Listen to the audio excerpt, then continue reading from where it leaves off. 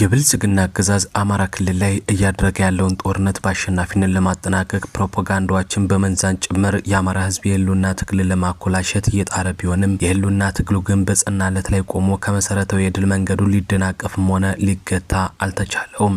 ሰላምታችን በያላችሁበት ድረስ የተወደዳችሁ የኤንቢሲ ዜና አድማጭ ተመልካቾች ለተረቡ ለሰዓቱ የተሰሙ አዳዲስና ወቅታዊ መረጃዎችን ከአማራ ክልሉ የጦርነቱ ጋር አካተን የምናስደምጣችሁ ይሆናል። እናንተም እስከ ፕሮግራማችን ፍጻሜ አብራችሁን ቆዩም።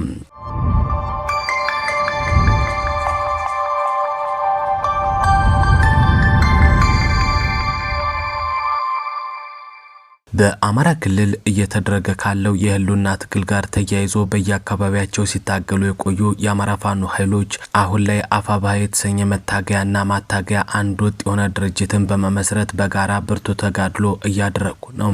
በዚህ ሁሉ ሁነት የብልጽግና አገዛዝ ከነመዋቅሩ ሙሉ ጊዜ ወስዶ የሰራበት የመከፋፈል ሴራም እየተደፈነ ከመቀጠሉ በዘለለ የአማራ ፖለቲካ ጠላቶች እንዳይደርሱበት ተደርጎ እየተሰቀለ ይገኛል። ባንዳና የስልጣን ጥመኛ እያወረደ የማይጎነጨው መራራ እንዲሆን ከመደረጉ ባሻገርም የቁን ሰቀቀኑን ለመሙላት በልቡ ተንኮል በትከሻው ክላሽ አነግቶ ጫካ የገባው መናኛ ሁሉ ህልሙን ቅዠት እንዲሆን እያደረገ ነው።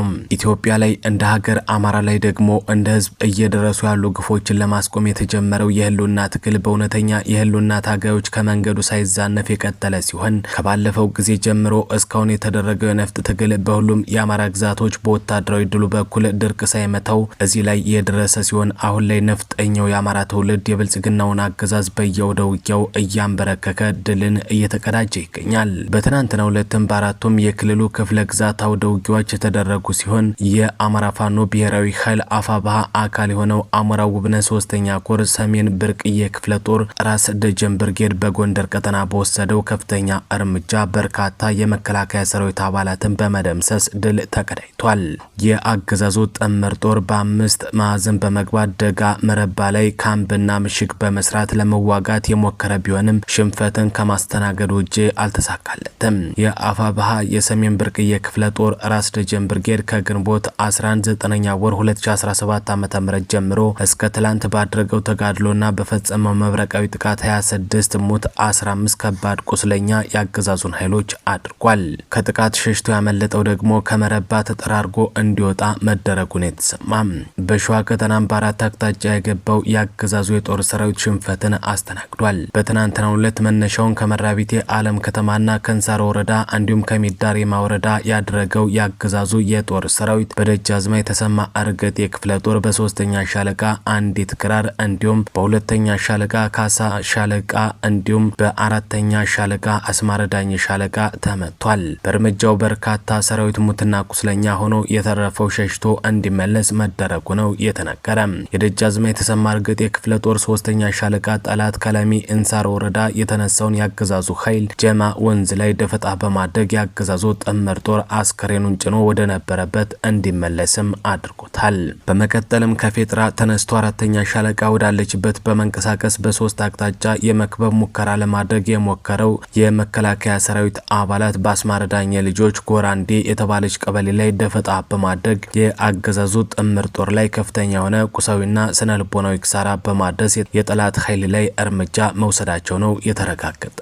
ይህ በእንዲህ እንዳለ መነሻውን ከሚዳ ሬማ ወረዳ ሬማ ከተማ በማድረግ በሶስት አቅጣጫ በመግባት በመጅትና ሃሮ ጥርጊያ መንገድ የወጣው የጠላት ኃይልም በክፍለ ጦሩ አብሬ ኮከብ በሆኑት ካሳ ሻለቃ ወይም 2ኛ ሻለቃ በባሩድ አገባበል አድርገው አካባቢው ላይ አሁንም ውጊያው የቀጠለ ሲሆን በደረሰበት ሽንፈት የተበሳጨው ያገዛዙ የጦር ሰራዊትም ቢራባ በተባለው ቀበሌ ላይ በማህበረሰቡ ላይ ከፍተኛ የሆነ የንጹሃን ግድያና ዘረፋ እንዲሁም እንግልት እየፈጸመ ይገኛል። በወሎ ቀጠናም የአፋብኃ የፋኖ አባላት ትላልቅ ገድል እየፈጸሙ ድል እያስመዘገቡ ሲሆን ትላንትም በመካነ ሰላም ከተማ 3 የብልጽግና ቡድን አመራሮችን አፍነው መውሰዳቸው ተሰምቷል። ያገዛዙ ወታደሮች የታፈኑ አመራሮችን ለማስለቀቅ በሚል በከባድ መሳሪያ የታገዘ ጥረት ቢያደርጉም ሳይሳካላቸው ስለመቅረቱ መረጃዎች ያመላክታሉ።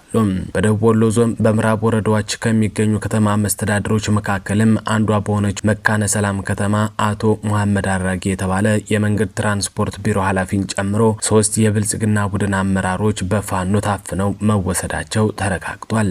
የወረዳ አመራሮቹ የታፈኑት በአማራ ብሔራዊ ኃይል ንጉስ ሚካኤል ኮር ስር በሚገኙት የኢንጂነር ደሳለኝ ክፍለ ጦር አባላት ነው ተብሏል።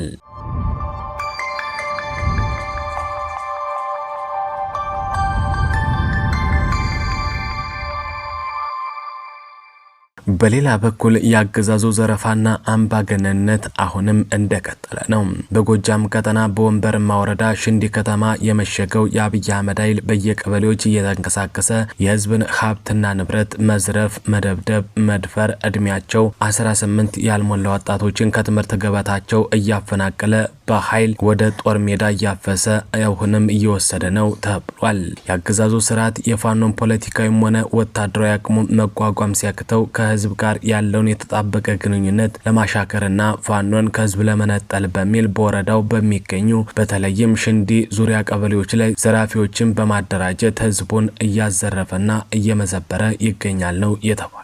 የጥፋቱ ሰለባ የሆኑት አቶ ሙሉ ሰው ሞላ የማርቁማ ቀበሌ ነዋሪ ሲሆኑ በተደራጀ ያገዛዙ ቡድን በሀብት ንብረቱ ላይ ዘረፋ ተፈጽሞበታል። በተጨማሪም በዴንድ ቦለድን ቀበሌ ልዩ ጎጥ ቦለድን አቶ ሙልጌታ አደለለ የተባለ ግለሰብ ላይም 21,000 ጥሬ ብር፣ ሙሉ የቤት ዕቃ፣ ስልክ 2 በስርዓቱ አገልጋዮች እንዲዘረፍ ተደርጓል።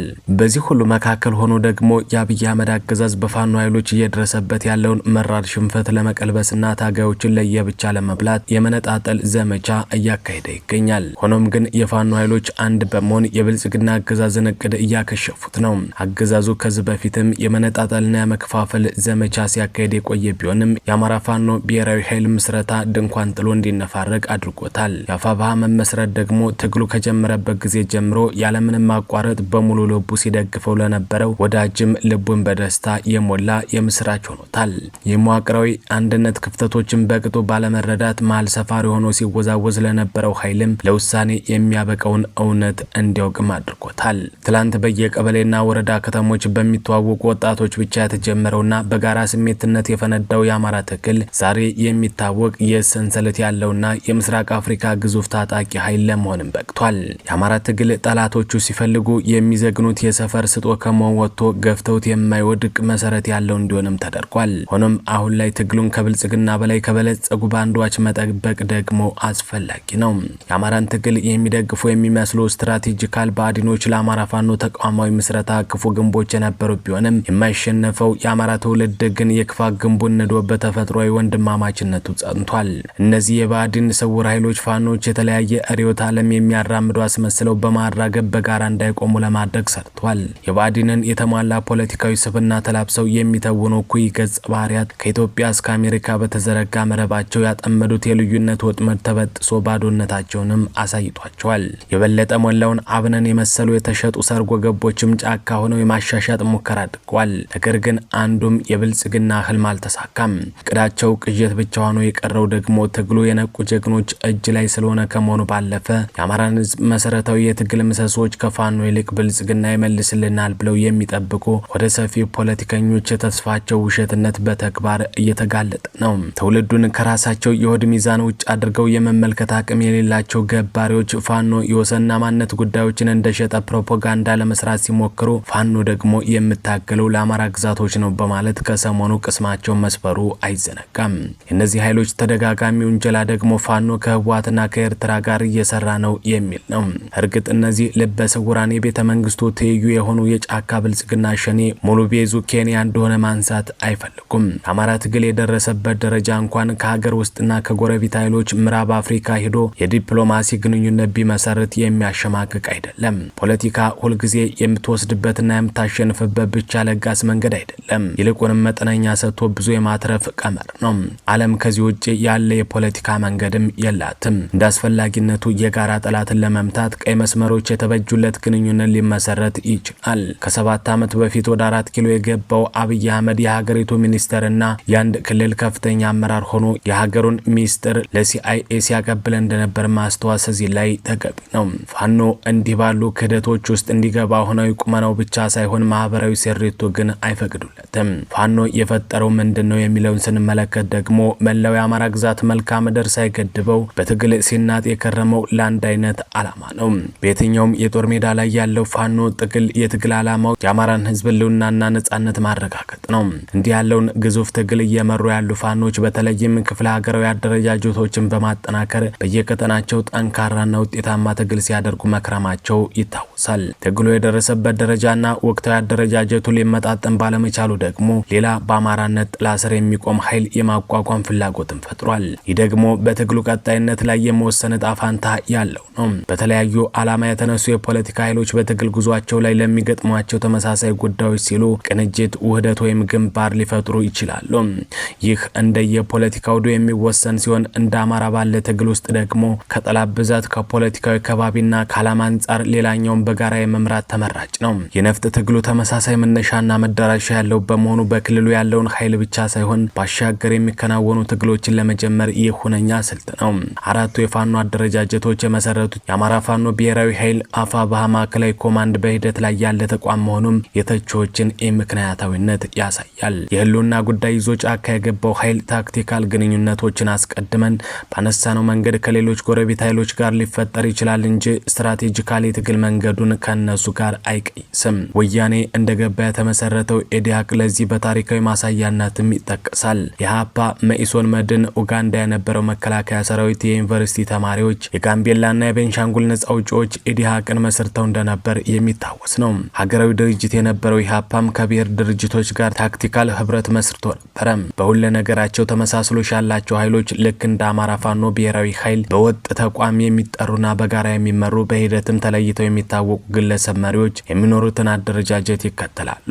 ከሰሞኑ አፋ ብለው አዲስ ተቋም የመሰረቱት የአራቱ ክፍለ ሀገራት የፋኖ አደረጃጀቶችም የመረጡት መንገድ ትክክለኛ ነው። ትግሉ ትንቅንቅ ላይ ባለበትና ያልተቋረጠ መስዋዕትነት በቀጠለበት ሁኔታ አንድን ሰው ለይቶ በመሪነት ማስተዋወቅ ያልተጠበቁ አደጋዎችን ሊያስከትል ስለሚችልና ለአገዛዙ የዲፕሎማሲና ፕሮፓጋንዳ ግባት ሊሆን ስለሚችል የተወሰነው ውሳኔ ብልህነት የተሞላበት ነው። የተመረጠውን ስልት ለማጣጣል የሚሞክሩ ተስፋኛ ባዕዲኖች ደግሞ ደጋግመው የሚጮሁት በደረሰባቸው መራር ሽንፈት የተነሳ መሆኑም ሊታወቅ ግድ ይላል። ከኢትዮጵያ እስከ አሜሪካ የባዕዲንን የጎጥ ማህተም ግንባራቸው ላይ አትመው የሚዞሩ ዱክማኖች ደጋግመው እንዲያለቅሱ ከመተው የሚዘል እርምጃም አያስፈልግም። በውሾች ጩኸት የሚገታ ግመል ጉዞ የለም። ትግሉ እንዲሁም በተፈለገው ትክክለኛ ሀዲዱ ላይ እየገሰገሰ ይገኛል። ወደ ኋላ የሚመለስበት ምድራዊ እድልም ሆነ ሁነት የለም። በዚህ ምድር ባንዳ አርበኛን የሚያሸንፍበት እውነት ኖሮም አያውቅም። የተከበራችሁና የተወደዳችሁ አድማጭ ተመልካቾች ለሰዓቱ የያዝናቸው አዳዲስና ወቅታዊ መረጃዎች እነዚህ ነበሩ። በሌሎች የመረጃ ሰዓታችን እስከምንገናኝ መልካም ቆይታን ተመኘን።